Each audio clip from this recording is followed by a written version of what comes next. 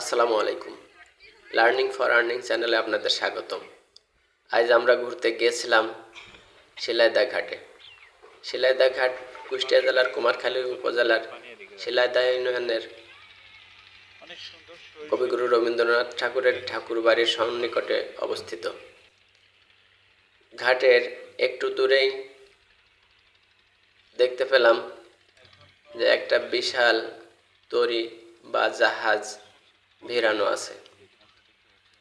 একটু এগিয়ে গিয়ে দেখব যে আসলে ওই জাহাজটি এখানে কেন ভিড়ানো আছে, কি কাজে এই জাহাজটি এখানে নোঙর করা আছে।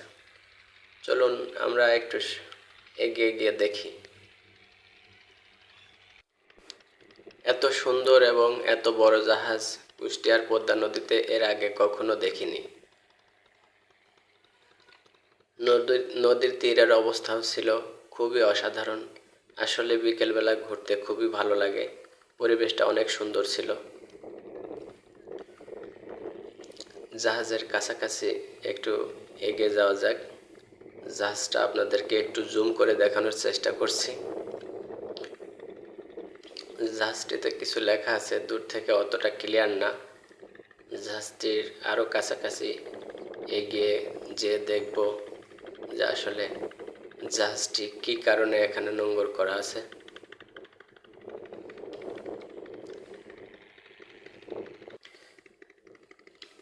বিকেলের পরিবেশটা অনেক সুন্দর ছিল। পরিবেশ দেখে মনে হচ্ছে যেন এটি চিটাগাং বা কক্সবাজার সমুদ্র বন্দর। আসলে এটা চিটাগাং বা কক্সবাজার সমুদ্র বন্দর নয়, এটা আমাদের শিলাইদহ ঘাট। বাংলায় লেখা আছে, আমাকে আপনাদের প্রার্থনায় রাখুন। চলুন আরও একটু ভালো করে দেখি জাহাজটিতে কি লেখা আছে। জাহাজটিতে লেখা আছে কিং আবদুল্লাহ বিন আব্দুল আজিজ মোবাইল হসপিটাল, মানে ভ্রাম্যমাণ হসপিটাল। ভ্রাম্যমাণ হসপিটালগুলো সাধারণত নদীর তীরবর্তী অঞ্চলের সুবিধাবঞ্চিত মানুষদের স্বাস্থ্যসেবা নিশ্চিত করে থাকেন। সম্ভবত সৌদি আরব বা মধ্যপ্রাচ্যের কোনো দাতব্য সংস্থা কর্তৃক নদী তীরবর্তীতে বসবাসরত সুবিধাবঞ্চিত জেলেপল্লী, হতদরিদ্র ও নৃগোষ্ঠীর লোকেদের স্বাস্থ্যসেবা প্রদানের জন্যই বাংলাদেশ সরকারের সহায়তায় এই মহৎ কাজ করে চলেছেন।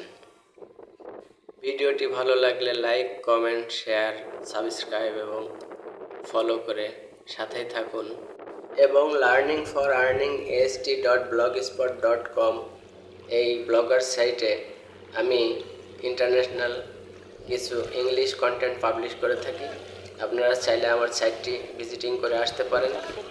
সেই সাথে বাংলা রান্নাঘর ফুড ব্লগ চ্যানেলটি ফলো এবং সাবস্ক্রাইব করে সাথে থাকুন। ধন্যবাদ সবাইকে। আল্লাহ হাফেজ।